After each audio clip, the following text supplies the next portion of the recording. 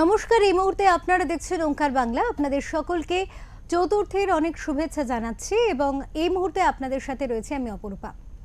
বাংলাদেশ পাচারের আগেই বীরভূম জেলা পুলিশের আবারও বড়সড় সাফল্য। গোপন সূত্রে খবর পেয়ে বীরভূমের রানীগঞ্জ মোড়গ্রাম 14 নম্বর জাতীয় সড়কের পাঁচরা মোড়ে একটি দেশি পাইপ গান সহ 2 রাউন্ড কার্তুজ এবং 7টি দামি মোবাইল সহ এক ব্যক্তিকে গ্রেফতার করে খয়রাশোল থানার পুলিশ।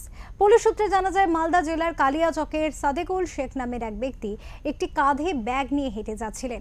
সেই সময় পুলিশের সন্দেহ হয়, তাকে জিজ্ঞাসাবাদ করতে কোনো সদুত্তর দিতে পারেননি তিনি।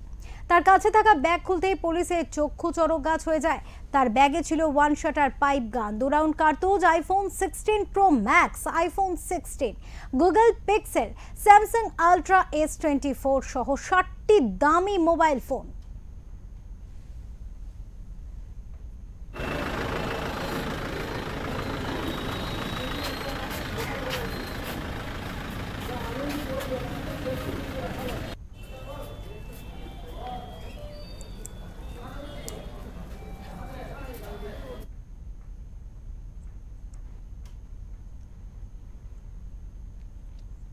পুলিশ সূত্রে আরো খবর, এই দামি ফোনগুলি হায়দ্রাবাদ এবং সুরাট থেকে নিয়ে আসছিল এবং বাংলাদেশে পাচার করার জন্য নিয়ে যাওয়া হচ্ছিল।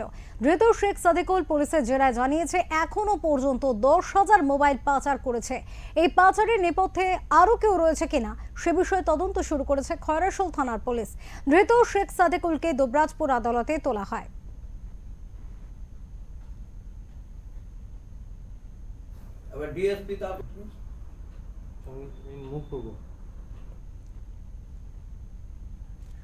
বীরভূম থেকে প্রীতম দাসের রিপোর্ট, ওঙ্কার বাংলা।